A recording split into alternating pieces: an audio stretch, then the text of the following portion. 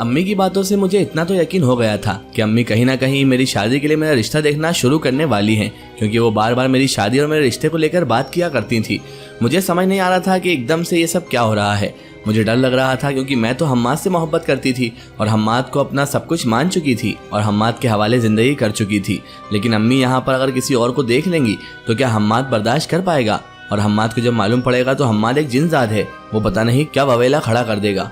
बहरहाल मैंने अम्मी को टालने मटोलने की कोशिश की। मैंने कहा अम्मी अभी तो मुझे बहुत कुछ करना है, हमें एक अच्छा सा घर बनाना है और बहुत कुछ करना है, उसके बाद ही इन सब चीज़ों के बारे में सोच सकती हूँ।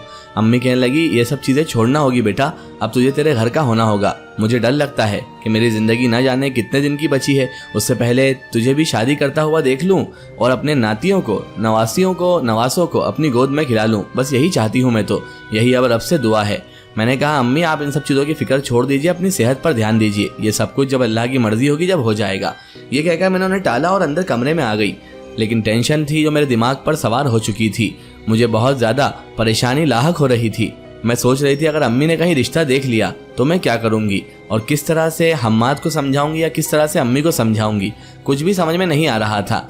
बहरहाल रात को नींद आने का नाम नहीं ले रही थी। करवट बदलते हुए पूरी रात गुजार दी। सुबह फजर का वक्त हुआ तो मैंने सोचा कि आज क्यों ना नमाज अदा कर ली जाए और अपने रब के आगे हाथ फैलाए जाएं ताकि वही रब मुझे कोई रास्ता दिखा दे।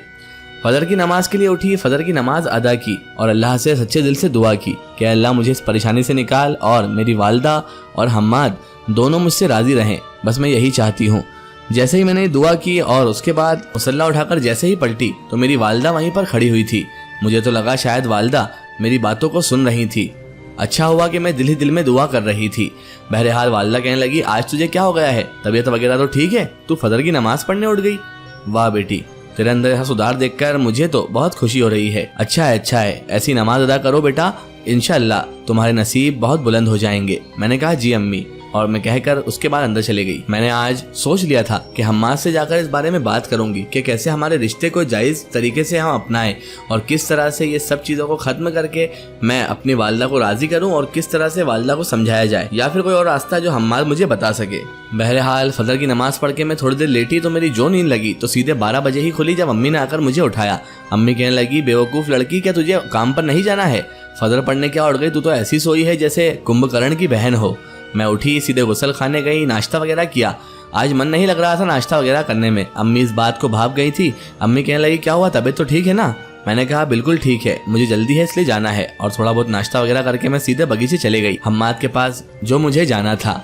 बहरहाल जैसे ही बगीचे पहुंची, हम्माद झूले पर बैठा हुआ था। मुझे देखकर वो खड़ा हुआ और मैं सीधे जाके उससे लिपट गई और मेरी आंखों में आंसू आने लग गए। ये मोहब्बत के आंसू थे। हम्माद कहने लगा क्या हुआ चांदनी, क्या हुआ, सब ठीक तो है ना? क्या हुआ तुम्हें, अचानक रोने क्यों लग गई तुम? क्या हुआ मुझे बताओ, किसने तुम्हारा दिल दुखाया? मैं उसे छोड़ूंगा नहीं। मैंने कहा हम्माद कुछ मत कहो, बस चुपचाप खड़े रहो, मुझे अपने दिल को तसल्ली दे लेने दो।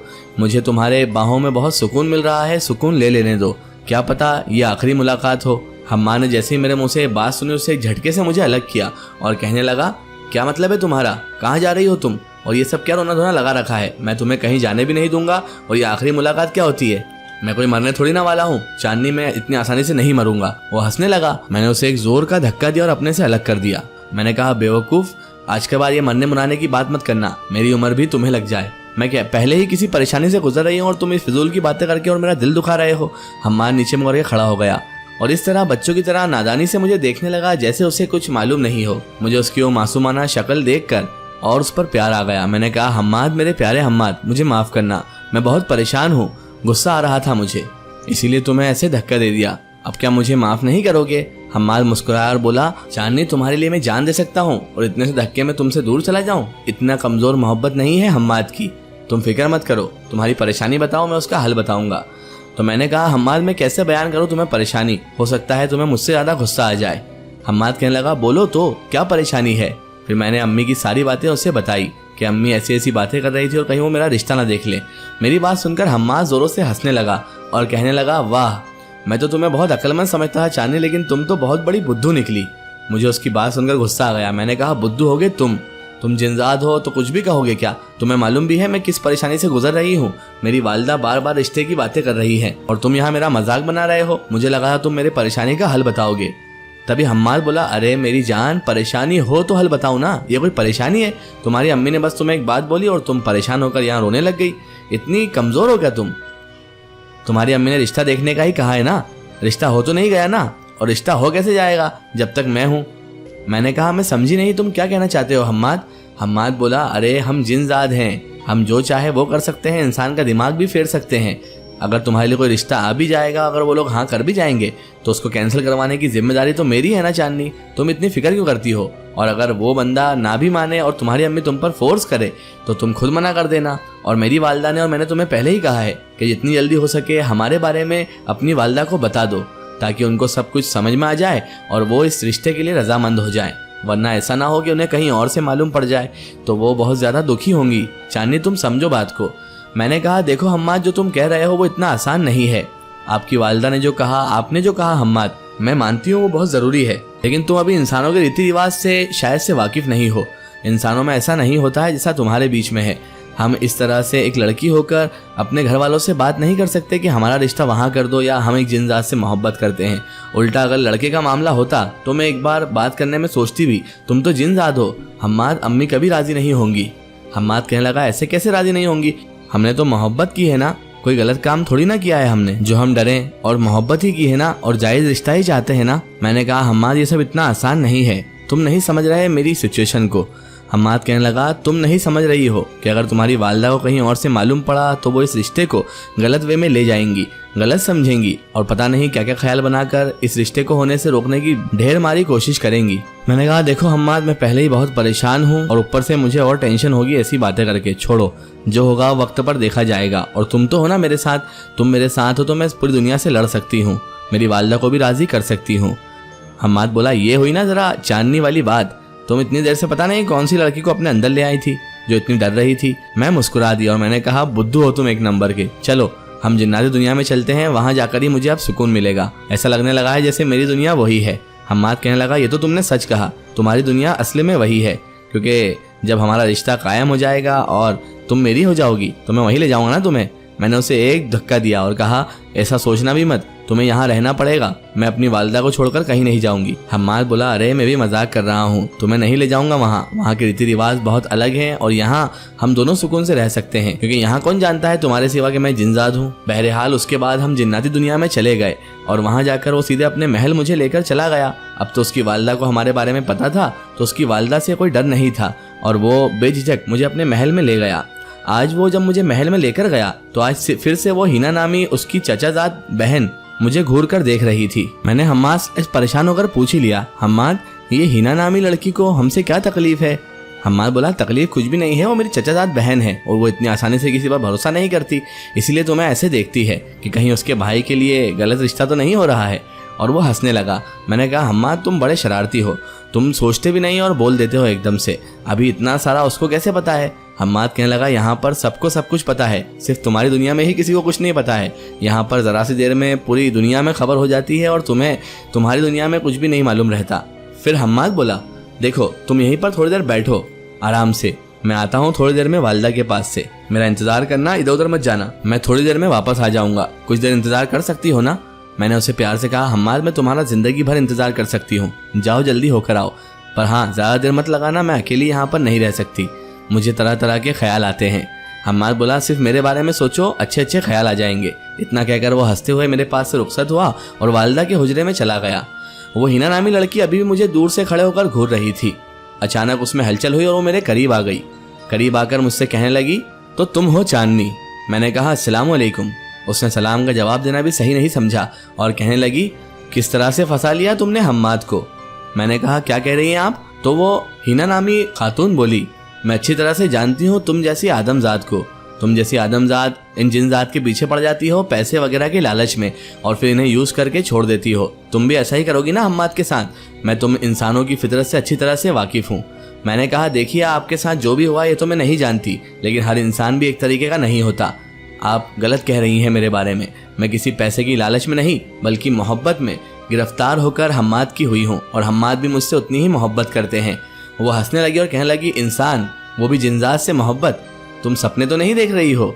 जिनजात और इंसान का कोई मिलाप नहीं हो सकता। अपने सपनों को लगाम दो और अपनी औकात मत भूलो। तुम एक इंसान हो और कहाँ हम्माद और कहाँ तुम जैसा एक इंसान। ऐसा कभी नहीं हो पाएगा। देख लेना, तुम एंड में अपनी फितरत दिखाई दोगी कि तुम इंसान हो और हम्माद को धोखा दोगी और उसके बाद उससे पैसे वगैरह ऐड कर चली जाओगी। मैंने कहा देखो तुम जो भी हो अपनी जुबान को लगाम दो। मैं यहाँ पर तुम्हारी बातें सुनने नहीं आई हूँ और अगर तुम्हें इतनी ही तकलीफ है तो अपने भाई हम्माद को समझा देना कि वो मुझसे ना मिले, ठीक है? अगर वो समझ जाए तो ठीक, वरना आज के बाद मुझसे आकर ये फिजूल बातें मत करना, समझ गई तुम?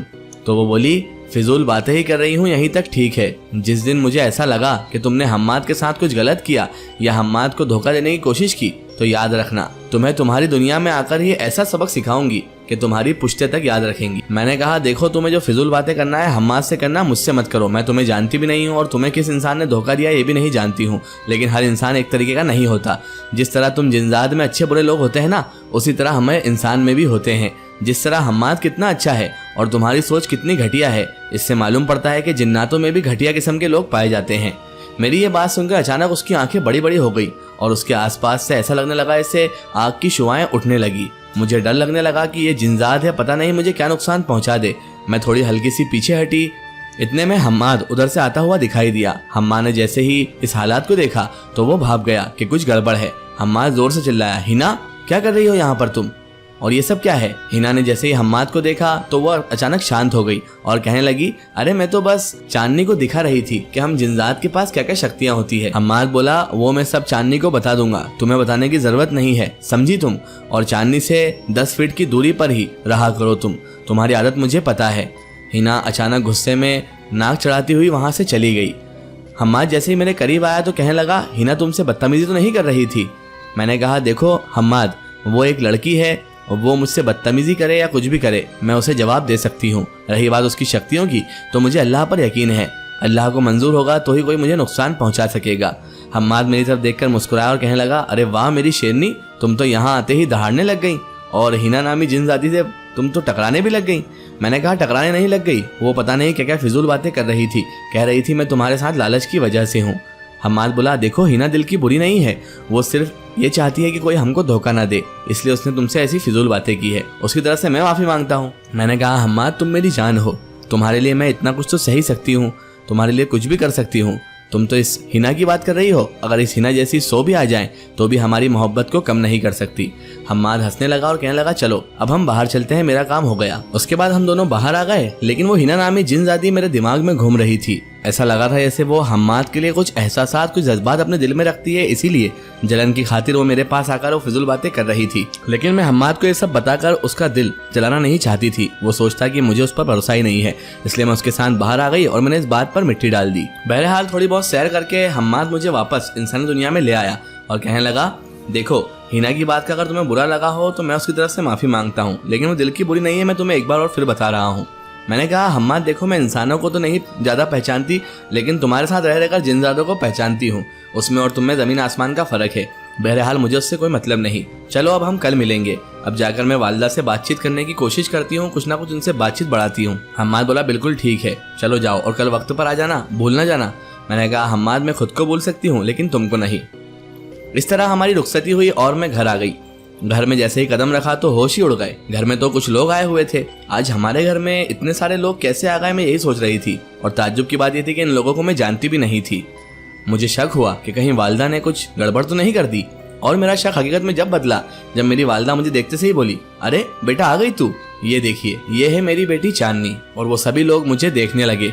मैं चुपचाप अंदर चले गई और मुझे घबराहट होने लगी। मेरा शक सही था, अम्मी ने किसी रिश्ता देखने वाली को बताया था तो वो इन लोगों को हमारे घर लेकर आ गई थी। इसका एक ही स्टोरी हम देखेंगे इसके अगले पार्ट में।